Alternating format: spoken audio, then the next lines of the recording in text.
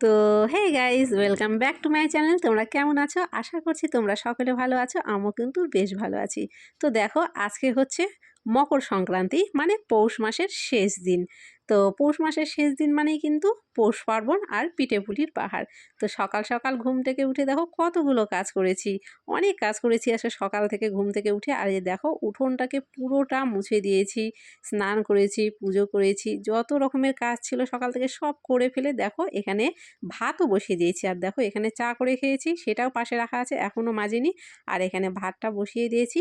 ভাতটা বসিয়ে দিয়ে চলো এবার চলে যাচ্ছি কিন্তু ঘরে।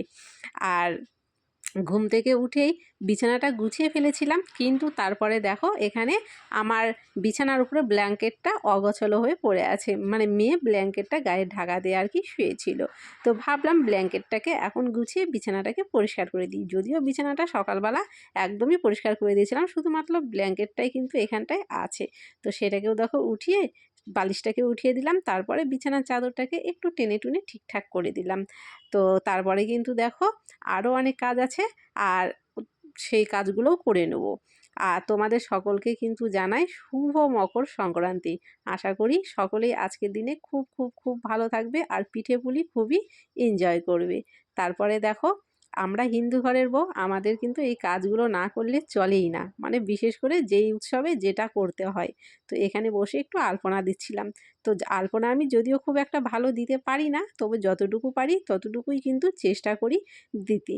তো কোনো রকমভাবে একটু দিয়েছি, খুব যে ভালো পেরেছি সেটা না। তো যাই হোক, কেমন হয়েছে এইটুকুই তোমরা কিন্তু অবশ্যই আমাকে কমেন্ট করে জানিও। তো আলপনা দিয়ে কিন্তু তারপরে চলে যাব রান্নাতে। আর পৌষ পার্বণের দিনে আমাদের কিন্তু সকালবেলা স্নান পুজো করে আলপনাটা দেয়, দিয়ে তারপরে কিন্তু মানে বিকেলের দিকে সরাটা পুড়িয়ে পিঠাটিটা করে। তো যাই হোক, প্রথমে দেখো তোমাদের সাথে কথা বলতে বলতে এখানে লক্ষ্মীর পাকে একটা খুবই সাধারণভাবে আলপনা দিলাম। তোমাদের কেমন লেগেছে অবশ্যই কিন্তু আমাকে জানিও। এখানটায় দেখো তারপরে রান্নাঘরে চলে এলাম। রান্নাঘরে বলতে ভাতটা বসিয়ে দিয়েছিলাম, ভাত হয়ে গেছে, নামিয়ে দিয়েছি। আর এখন একটু সবজি কেটে নেব। তো আজকে কিন্তু নিরামিষ খাবো। তো সেই জন্য আজকে কোনো রকম মাছ মাংস বা ডিম কোনো কিছুই রান্না করছি না, একদম নিরামিষ, শুধুমাত্র সবজি রান্না করব। তো সবজি বলতে এখানে ফুলকপি ছিল, ফুলকপিটা কেটে নিচ্ছিলাম। আর তারপরে বেগুন ভাজা করেছিলাম। তো যাই হোক, খুবই সাধারণই আজকে রান্নাটা করেছিলাম, একদম হালকার মধ্যে। আর কালকে যেহেতু চিকেন খাওয়া হয়েছে, ওই জন্য আজকে ইচ্ছা করেও একটু হালকা করলাম রান্নাটা। আর এখানে দেখো কড়াইয়ের মধ্যে তেল দিয়ে দাঁড়িয়ে আছি। তো যাই হোক, কিছু একটা হয়তো ভাবছিলাম। তো কালকে যদিও তোমাদেরকে বলেছিলাম মনটা একটু খারাপ আছে। তো যাই হোক, কিছু একটা হয়তো দাঁড়িয়ে থেকে ভাবছিলাম, অতটা আর কি কড়াইয়ের দিকে ধ্যান দিইনি যে কড়াইটা কখন গরম হয়ে গেছে। তো এখানটায় দেখো তারপরে বেগুন ভাজাগুলো ছেড়ে দিয়েও দাঁড়িয়ে আছি, মানে এতটাই মনটাও উদাস হয়েছিল আর কি। তো এখানটায় তারপরে দেখো বেগুন ভাজাগুলো নেড়ে চেড়ে উল্টে পাল্টে দিচ্ছি, দিয়ে কিন্তু আমি রান্নাবাড়িগুলো করে নেবো। রান্নাবাড়ি করে কিন্তু খাওয়া দাওয়াটাও সেরে নেবো। তো সব কিছু কাজ করে ফেলেছি, মানে রান্নাবাড়ি, খাওয়া দাওয়া, মানে খাওয়া দাওয়ার যতগুলো বাসনপত্র মাজা, গ্যাস মোছা সব কমপ্লিট করে বিকেলে চলে এলাম দেখো এখানটায় সরাটা পোড়াতে। তো সরাটা পুড়িয়ে এখানে সাদা পিঠা করছিলাম। তো আজকে একদমই মনটা ভালো নেই, তো আর পিঠে করতে ইচ্ছেও করছিল না আজকে। তো সেই জন্য ভাবলাম শুধুমাত্র সরাটা পুড়িয়ে যতটুকু নিয়ম ততটুকু শুধুমাত্র করে রাখি। তো সেই জন্য আর বেশি কিছু করলাম না, শুধুমাত্র সাদা পিঠে কয়েকটা করে রেখে দিলাম, অন্যদিন পিঠে টিঠে করে খাবো। তারপরে দেখো পিঠে করা হয়ে যাওয়ার পরে এখানে চলে এলাম ঘর বারান্দাগুলো ঝাড় দিতে। তো এখানে ঘরটা প্রথমে ঝাড় দিয়ে নিয়েছিলাম, তারপর রান্নাঘরটা ঝাড় দিয়ে বারান্দাটাও ঝাড় দিয়ে পরিষ্কার করে দিলাম।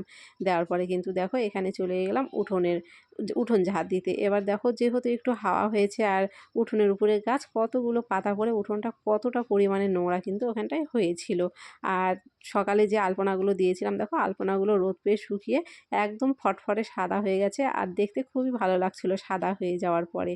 তো নোংরাগুলো দেখো এখানে কতগুলো নোংরা ঝাড় দিয়ে একদম বাইরে বের করে দিলাম। আর গেটের বাইরেও তো দেখালাম তোমাদেরকে, একটু আলপনা দিয়েছিলাম। তো যাই হোক, তোমাদের সাথে কথা বলতে বলতে দেখো পুরো উঠোনটা কিন্তু আমি ঝাড় দিয়ে ফেললাম। আর উঠোন টুঠোন মুছলে কিন্তু ভালো লাগে, কিন্তু সমস্যা কি হয়, এই খরার সময় না উঠোনের মাটিগুলো কেমন যেন ফেটে ফেটে যায়। মানে মুছলে পারেও দেখবে উঠোনের মাটিগুলো দেখো কতটা মাটি চারিদিকে ফেটে ফেটে গেছে নিজে থেকেই। তো তো উঠোনটা ঝাড়টা দিয়ে দেখো কলপারে আরও কিছুটা বাসন বেরিয়েছিল, কিছুটা মানে পিঠে করলাম, তারপরে হচ্ছে খাওয়া দাওয়ারও কয়েকটা বাসন ছিল, মেজে ফেললাম।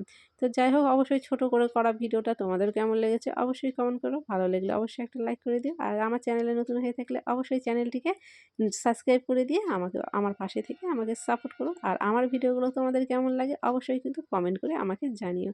আর সকলে অনেক ভালো থেকো।